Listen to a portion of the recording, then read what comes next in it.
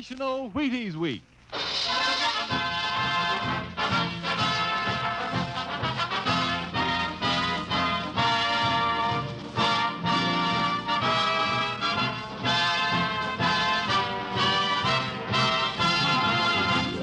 Yes, it's National Wheaties Week, and Wheaties presents Dimension X.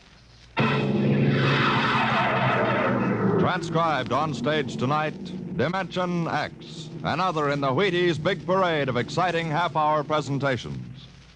It's National Wheaties Week. And here's the forecast for tomorrow morning. Bright and cheerful with occasional smiles, followed by a good morning all morning long. You think I'm kidding? No, sir. You can have a better morning around your house tomorrow if you start it off with a good breakfast, including, I hope, a bowl of Wheaties with milk and fruit. Nourishment? Say, Wheaties have it to give. To you, right here in National Wheaties Week. There's a whole kernel of wheat in every Wheaties flake. Talk about vitamins and minerals and protein. They're yours in Wheaties. All you have to do is get them, those Wheaties, at your nearest store. Get them and try them once this week. For me. For you. Try them once and see for yourself how Wheaties at 7 can help at 11. Ready? Let's go. It's National Wheaties Week.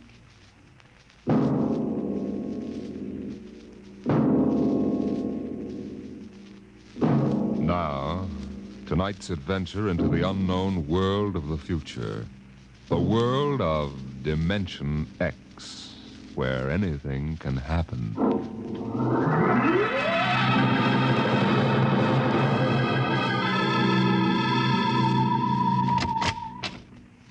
You are Mr. Sid Ryan? The same.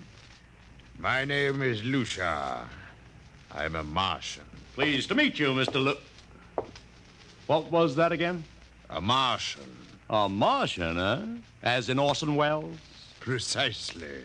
I'm a Rotarian myself. Sit down. Thank you. And now that we've had our little joke, Mr. Lucia, what can Publicity Associates do for you? It has been my observation that advertising and publicity are the very backbone of earthly civilization. Spoken like a true Martian, Mr. Lucia. Now, if you'll tell me the name of the client. The client, of course, will be the Martian. You don't give up, do you? Give up? The gag, I mean. Oliver.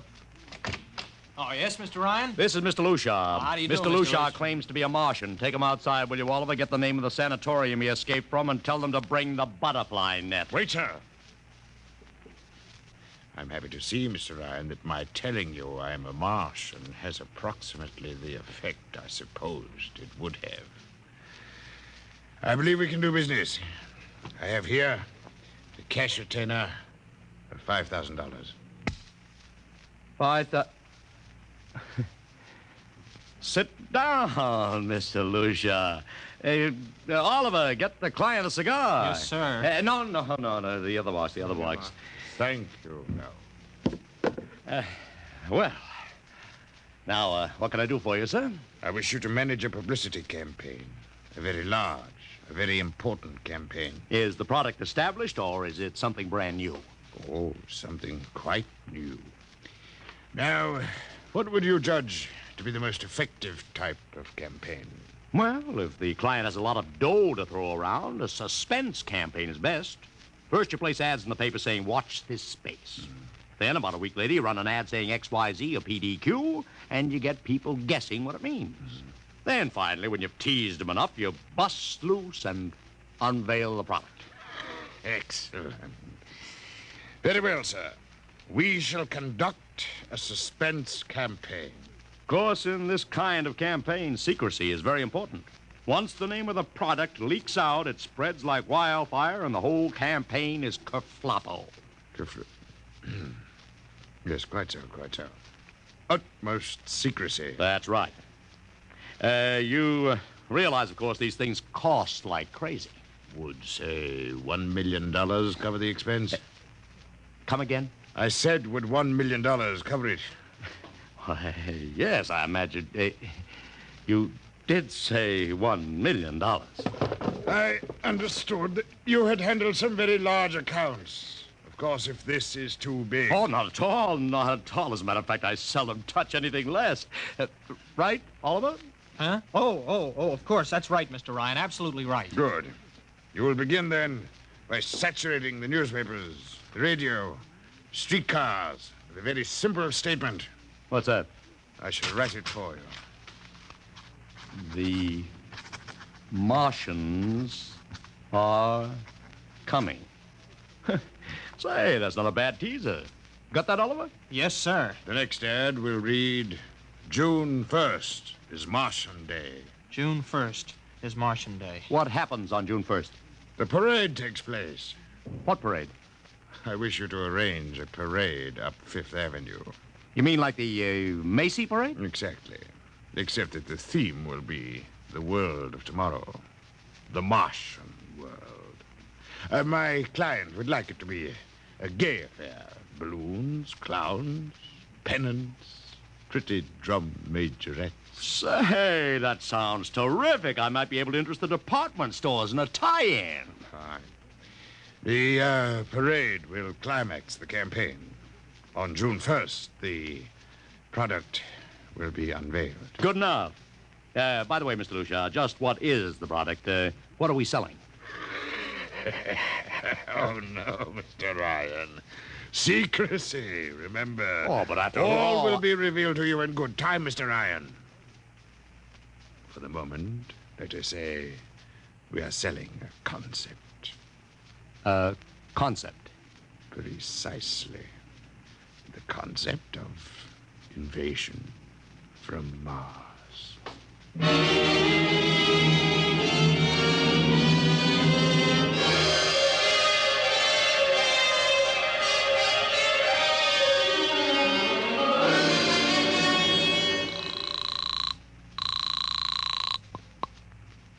Benny Marcus, please. This is Benny. Benny, this is Sid Ryan over at Publicity Associates. Listen, Benny, how you fixed for midgets? I got midgets. Fine. I need 40 midgets for a parade. 40. June 1st. And listen, Benny, I want them dressed in little space suits. What? You know, like men from Mars, okay? Midgets. And I want some movie extras, maybe 50 of them. Also rigged up like men from Mars. Make them look gruesome. Got that? Gruesome. Also, I need some horses with pretty girls on top of them. Maybe you can get that bunch from Maroney's Traveling Circus. The ones we booked for the Fireman's Parade in Albany last year. Oh, try, Sid. And never mind the expense. Just get me the talent, okay? I gotta hang up now. Call me back, Benny. How you doing, Oliver? Oh, fine, Mr. Ryan, just fine. We got full-page ads in all the dailies and 10-second spot announcements on every local station, but it's costing a fortune. The more it costs, the bigger our percentage. Spend like you are going to the electric chair, Oliver. Yes, sir. How you making out on the parade? If it comes off, it'll be the biggest thing since Barnum invented the midget. I've got Macy's, gimbals, and sacks to contribute floats. Everything is built around the Martian theme, see? Even the horses will have long feelers attached to them and funny-looking extra legs. It'll be sensational. Oh, yeah, it sounds fine, only, Only what? Oh, Mr. Ryan, we don't even know what we're selling.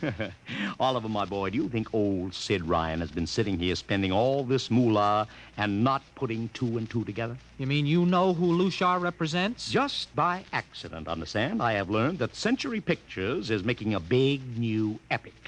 A space opera entitled Invasion from Mars. Get it? Oh, I begin to see. Also, by mere coincidence, it happens to be the premiere sometime around June 1st. You follow me? But, Mr. Ryan, Century has an exclusive contract with New Features Syndicate for all their publicity. Suppose Century Pictures doesn't like the way New Features is handling their stuff. They want to get out of the contract, but New Features says no. So they have to get around the contract. A man named Lucia, client unknown, starts publicizing the Martian invasion. Need I go further? Oh, I get it, Mr. Ryan. Gee, I suppose I should have thought of that. No, Oliver, that's what I like about you. You're so innocent.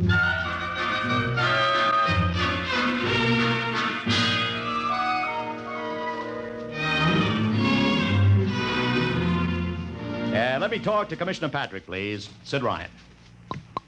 Hello? Commish, Sid Ryan. Oh, it's you. Yeah. Well, what is it this time? If you want to drop a man off the Empire State Building into a teacup full of water, the answer is no. Also, we are not arresting any fan dancers. You know I don't handle fan dances. I want a permit for a parade, June 1st, 5th Avenue. It's a Sunday. There's no traffic. Oh, come now. Look, Ryan. Macy's gets a permit. Gimbel's gets a permit. The American Legion gets a permit. The Sons of Erin march every time Morton Downey sings the Wearing of the Green. Don't give me a hard time, Patrick. This is too big. Come on I have now. the Fifth Avenue Merchants Association behind me. Okay, Ryan. Fill out the forms. I'll pass them along to the license commissioner. That's my boy. Oh, by the way, what's the occasion? Oh, don't you read the papers, Patrick? June 1st is Martian Day.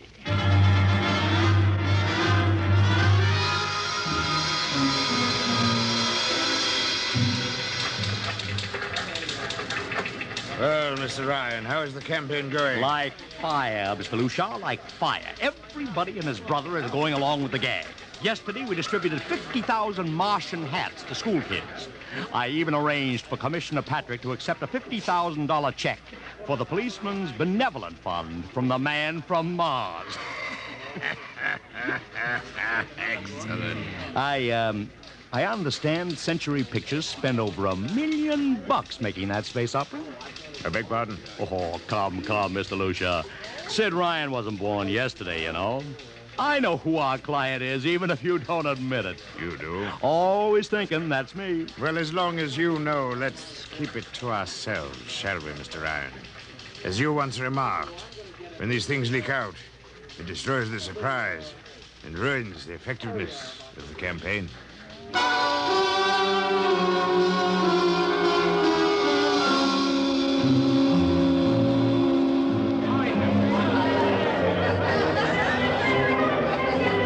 Ladies and gentlemen, this is Ron Heileman speaking to you from our portable transmitter atop the reviewing stand for the much-heralded Martian Parade on Fifth Avenue. It's a beautiful sunlit day here in New York. A perfect day for a parade. And the streets are packed with thousands of spectators, all eager to find out what this is all about. There's an air of shrill expectancy.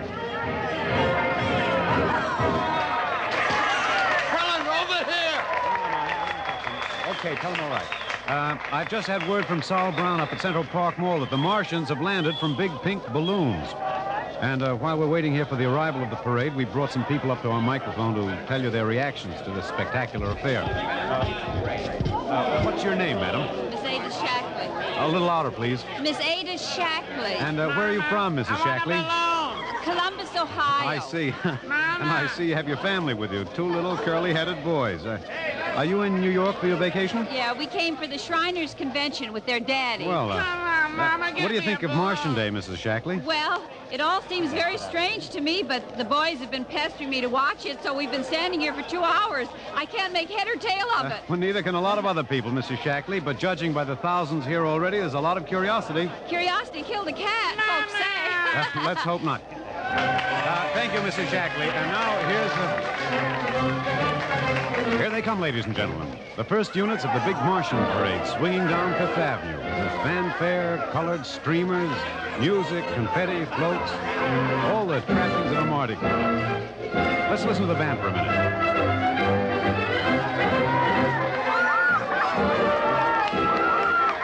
Here in the vanguard, the whole troop of little midgets in weird-looking pink and blue spacesuits, carrying Rube Goldberg weapons with signs painted on them. I can read one which says Atomic Blaster. Another has a placard reading, "We're Martian through Georgia." And here come the clowns, laughing and falling all over each other. They're giving free sugar candy to the kids along the way. Yes, ladies and gentlemen, there's a happy, laughing crowd along Fifth Avenue today. A true reflection of the great sense of humor and good nature that makes America the place it is. Why, only... What's that? What's this? The crowd's murmuring now. They've fallen somewhat silent. There's something coming. I'll try to get it for you. What? Ladies and gentlemen, here comes the Martian contingent. This is promised as the climax of the show. And now a great hush has fallen over the crowd.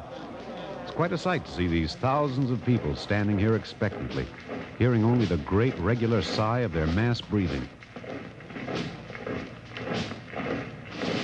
Now here they come, ladies and gentlemen, the Martians. marching in booted, helmeted ranks, row after row of them.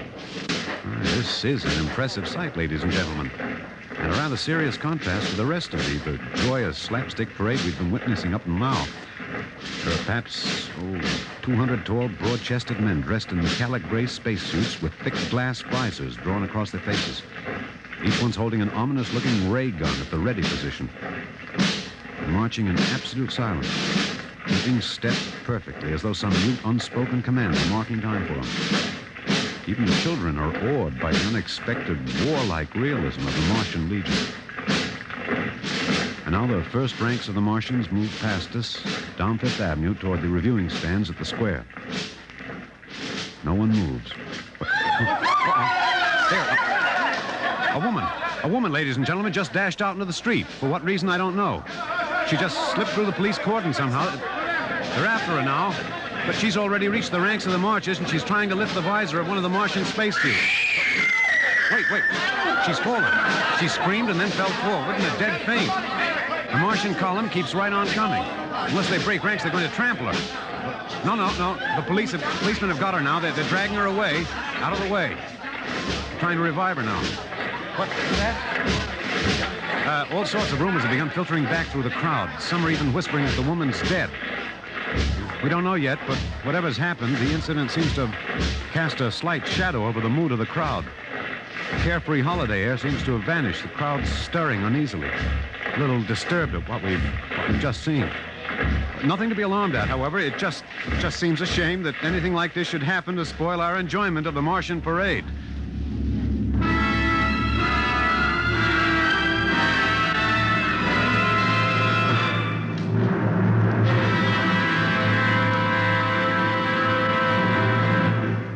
Dimension X will continue in just a moment.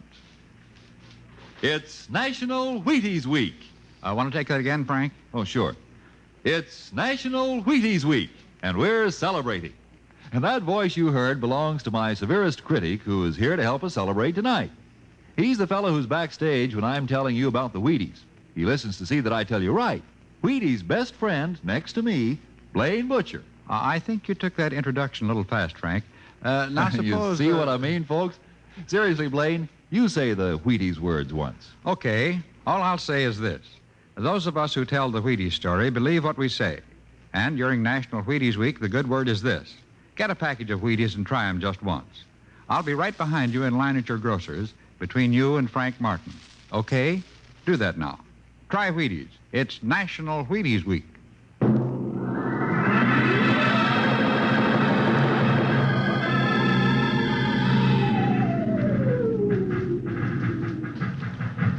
Mr. Ryan, did you see that? A woman fainted. She ran out into the street to get a close look at the Martians, then she screamed and fainted dead away. I'm well aware of that, Oliver, since I paid her $50 to do it.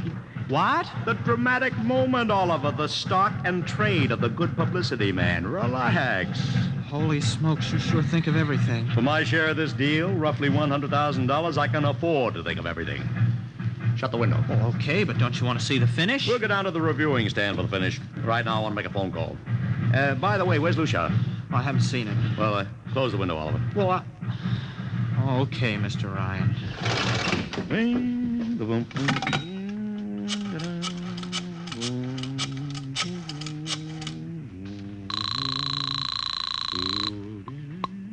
Marcus Talent Agency. Benny, this is Sid Ryan. Oh, say, listen, Sid, I was going to call you. I'm awful sorry about those Martians. What do you mean, sorry? They're terrific. No, don't joke, Sid. I mean it. Well, I mean it, too. They're great. Are you in a bag? Never felt better. You mean it, don't you? Of course I mean it. What is this? There are Martians in the parade? About 150. Of course, I only ordered 50, but under the circumstance... Sid! What is it? Sid, don't you know I couldn't get you a single movie extra? There's a studio strike in New York. Huh? Wait a minute. Where'd these guys come from if you didn't hire them? I don't know. Hold on. Oliver? Oh, yes, Mr. Ryan? Did you hire those Martians? Well, no, sir. I didn't... Benny, this is on the level, isn't it? Honest, Sid, I... Okay, Benny, I'll call you back. What's the matter, Mr. Ryan? I don't know. Just don't know. Wonder if Lucia hired him. What's Century Pictures number? Tremaine 4, 1000. Tremaine 4, 1...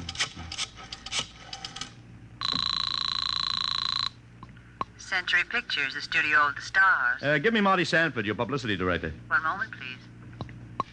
Sanford. Marty, this is Sid Ryan. Oh, hello, Sid. How's the... Fine. Listen, Marty, this is dead serious. On the level, get it? What's wrong? I've got to locate Lucia. Lou who? Lucia, come on now, Marty. This is life and death. The guy you sent over to hire me for the invasion picture. I never heard of a guy named Lou Shar. And, what invasion picture? Invasion from Mars, the space opera. Are you batty? Marty. That picture was shelved last month. What? Sure, back in the can. The big shots decided you can't sell a Martian invasion to the American public. It's too incredible, Sid. Who'd ever believe it could really happen? Of all the crazy... Mother in heaven. What is it, Mr. Ryan? You look terrible. It's too fantastic. Mr. Ryan, is something wrong? Open that window. I want another look at those Martians.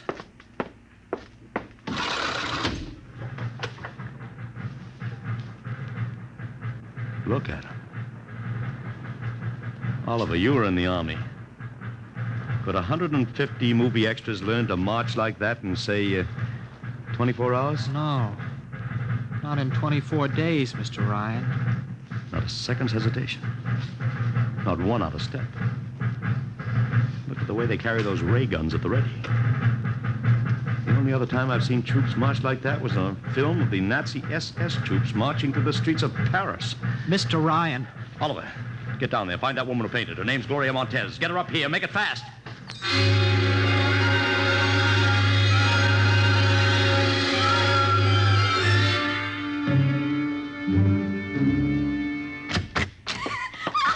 Yes, Mr. Ryan. I can't get much sense out of her. Stay away from me. Okay, Gloria. You can cut out the act and relax. It's me, Sid Ryan. You're a Martian. Gloria, settle You're wearing down. a mask. Baby, it's me, Sid. It's awful. It's all big green eyes and those feelings like a catfish. Baby, snap out of it.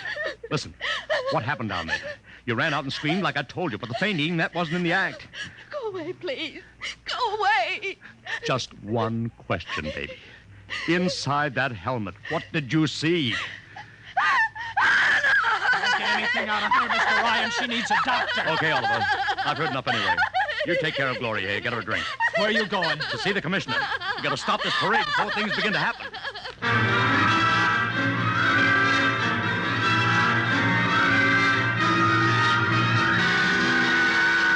Okay, Ryan, what's the beef? Listen, Patrick, I don't know what it is, see, but something's wrong. You've got to stop that parade. I suppose you'd like the riot squad. That would get you a front-page spread on every paper in town. Now, look, Ryan, I've got no time for your cheap publicity gags. I'm a busy man. Listen, I'm trying to tell you I don't know where those Martians came from, who they are, anything about them. Oh, Ryan, I'm wise to your tricks. Now, if you let the sergeant show you out... You won't do it, huh?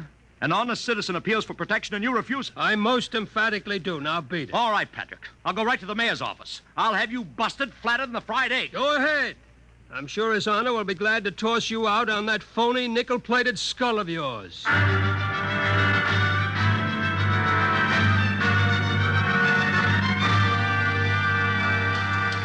You heard me, Ryan. You can't see the mayor. Adolf, please. This isn't a gag. I don't want publicity. All I want to do is maybe prevent something horrible from happening. In case you don't know it, wise guy, something horrible's already happening. A couple of hundred little kids are in the hospital with ptomaine poisoning from that phony Martian candy you passed out. What? Or didn't you know? I didn't. We've got to stop that parade. Sure, you'd like nothing better than start a panic now. Maybe a few hundred people get trampled to death.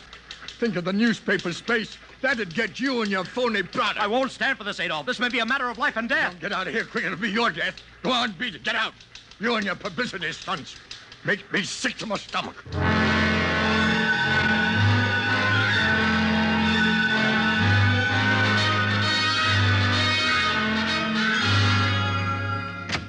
Oliver! Oliver! Oliver, where are you? Oliver! Oliver! Oliver! It is useless to scream at him, Mr. Ryan. Your friend is quite dead.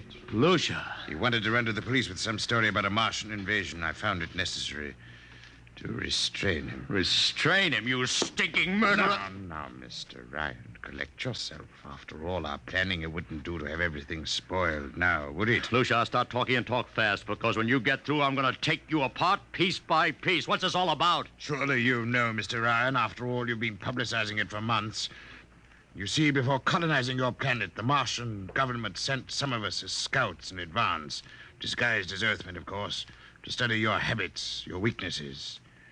We found that the people on Earth are predominantly conditioned by advertising and publicity. And so we conceived the idea of treating our entire invasion as a vast publicity stunt. Clever, yes?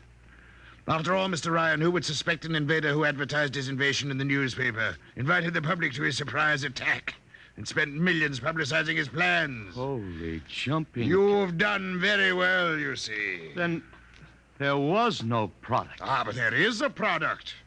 The product is death. What are you trying, Lucia? We Martians are a humane people, Mr. Ryan. We do not like to destroy thousands where a few hundred will suffice. In exactly 2 minutes, our troops will treat the world to a spectacle of death, which will bring the rest of your planet to its knees in horror. Nations will clamor to surrender. Perhaps, Mr. Lucia, but not if I can help. No!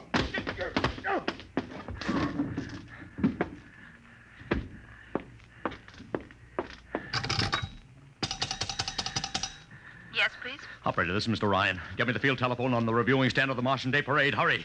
Anyone in particular? Just hurry. Reviewing stand. Hello? Get me Commissioner Patrick. Hello? Hello. You'll have to talk louder. I want Commissioner Patrick. Patrick! Wait a minute. Things are quieting down. Hey, wait a minute. What was that you wanted? This is Ryan. I have to talk to the commissioner. It's a matter of life and death. Oh, you can't talk to him now. The chief Martian is presenting the PBA check to him. The Martians are going to fire a salute. Listen, you gotta stop him. What? Stop him! I'm sorry, Mr. Ryan. I can't hear You idiot! The works is going...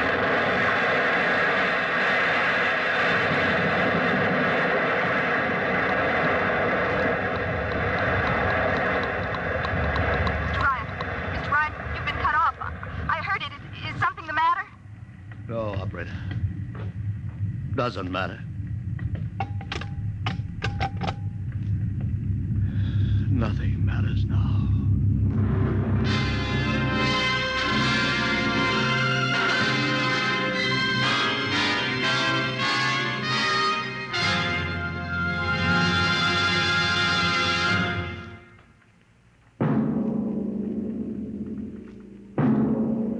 Tonight, Dimension X has transcribed The Parade, an original radio drama written by George Lefferts. Featured in the cast were Joseph Curtin as Ryan, Barry Kroger as Luchar, and Alexander Skirby as Ron Heilman. Your narrator was Norman Rose. Music by Albert Berman. Engineer Bill Chambers. Dimension X is produced by Van Woodward and directed by Edward King. In a moment, we'll tell you about next week's show. And now, here is your Wheaties man, Frank Martin. It's National Wheaties Week. Have you had them today? Had your Wheaties? It's National Wheaties Week, the time of the year to buy Wheaties and try them, at least once, for goodness sake. Because once you sit down to a bowl of Wheaties with milk and the fruit of your choice, I don't worry about you. Nope, I know there's a whole kernel of wheat in every Wheaties flake, and that's good. Besides, I know that starting a better breakfast with Wheaties can help you feel better, look better, and work better all morning. But honest now, you have to do your part before Wheaties can do theirs. Sure, buy Wheaties. That's what you have to do. That's what I have to do. Buy them and see how Wheaties at 7 can help at 11. And a happy National Wheaties Week to you.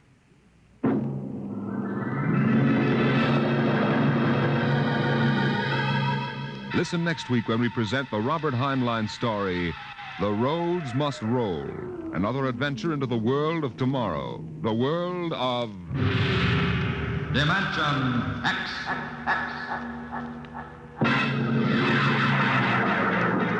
And this is the Wheaties man, Frank Martin, inviting you to listen Saturday, that's tomorrow night, to Joel McRae in Tales of the Texas Rangers on the Wheaties Big Parade.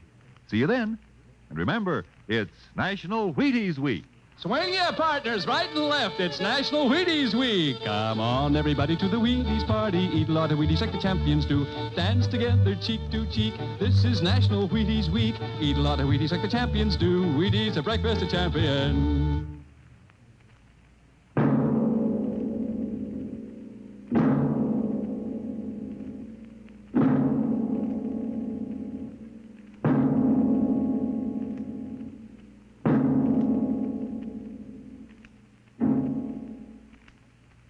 This program came to you from New York.